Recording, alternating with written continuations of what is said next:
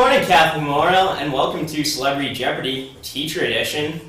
I'm your host, Jack Grubner. We got a real barn burner on our hands here this morning. First up, we have the first lay president of Catholic Memorial, Mr. Paul Sheff.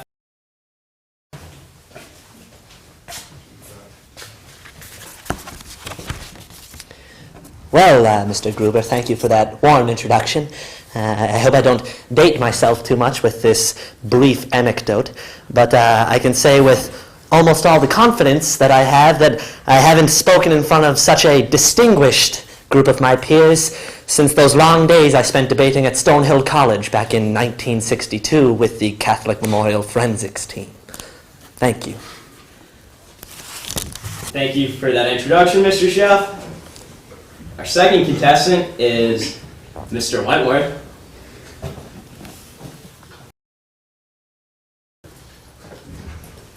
Hi, I'm Mark Wentworth. I coach JV baseball, the Donnelly basketball team, and I'm really happy to be here.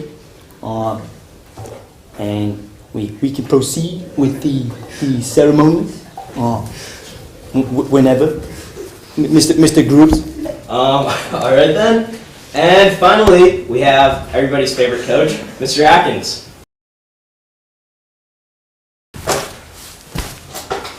Well, first, I would be remiss if I didn't ask, what is an introduction other than a label, right? And if we look at Aldous Huxley's Brave New World, I would hate to make myself such an individual, am I right? And lose the individuality of all of us as human beings, right? All right, what wonderful introductions there. Let's take a look at the categories. First, we have potent potables, delicious dichotomies, Bentley basketball, the life of Edmund Rice, where you are right now, and what you teach. Mr. Wentworth, you are currently in last place, so the board will go to you. I suggest Bentley basketball.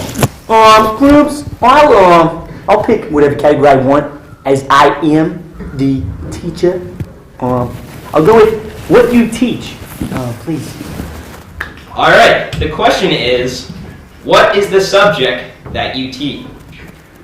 Well, Mr. Groups, Mr. Grubner, if I will, I teach young men from any ages, ranging to JV baseball to college basketball, how to be a man. And let me tell you a story about one player we had. His name was Jermaine.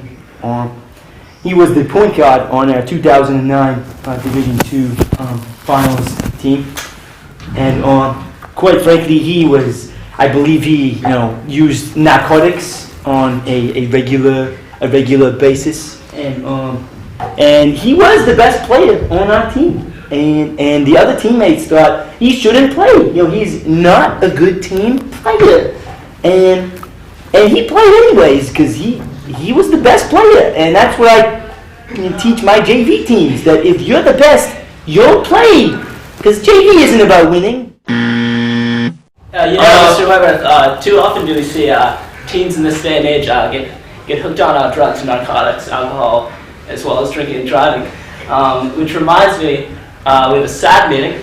Mr. Wentworth, you went way over the allotted time limit, and that statement was, in fact, completely incoherent and had nothing to do with the question at all. Therefore, you're awarded no points. Mr. Atkins, the board will go to you now. I'll take delicious dichotomies for 500, please. There's a dichotomy between fruits and this green food. Now, think of it this way. If we take a green food like an apple, per se, and then we think, oh, the Big Apple, New York City. Let's take a look at the Great Gatsby here. We have the dichotomy between West Egg and East Egg. That's quite a dichotomy there. You can see old money and new money. So you can see there that everyone has their own dichotomy. All right. Although I do thoroughly enjoy F. Scott Fitzgerald's literary techniques, I must say that dichotomy tasted a little overcooked to me. Like Lemoy.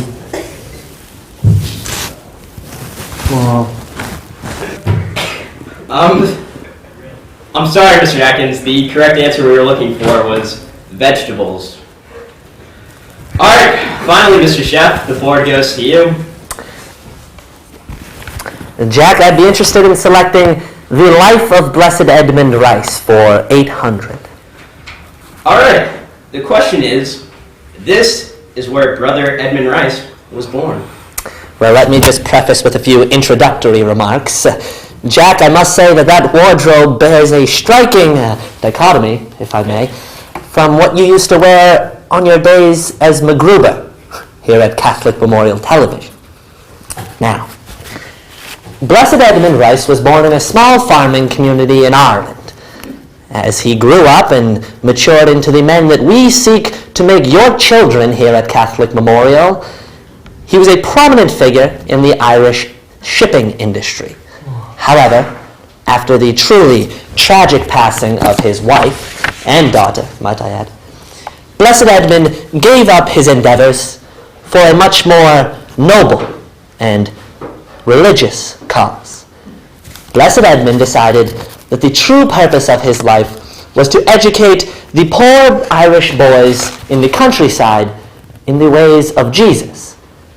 And although he may not have foreseen it at this time, that is where truly the roots of Catholic Memorial were planted, which now seek to develop global education and public speaking. Thank you.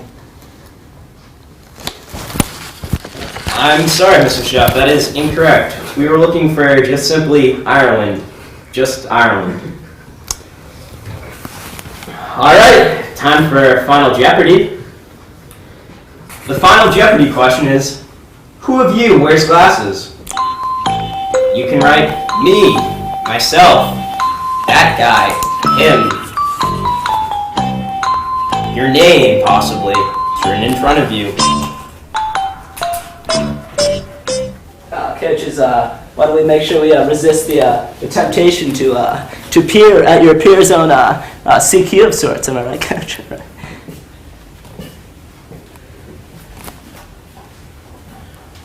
All right, and your time is up. Let's check your answers here. Mr. Atkins, Coach, you answered T.J. Eckelberg. Let's see what you wagered. Lenses to the soul. Am I right, Coach? Similar to the Billy Pilgrim's. And Mr. Wentworth, let's take a look at what you answered here. You answered Andy Rogantino. More like a regressive Rogantino, right? And you wagered the 19th player on an 18-man roster. No, he was. Sorry, that is incorrect. Finally, Mr. Sheff.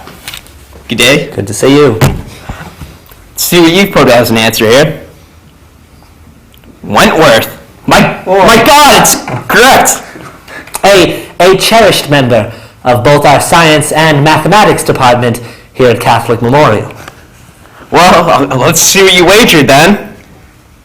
Well, Jack, when Edmund Rice founded the Christian Brothers way back in the year 1808, Anno Domini, I might add, Irish boys were educated despite oppressive British rule. Oh my God. Alright, I'm done with this. Come on, the boy. Just remember, imitation is suicide.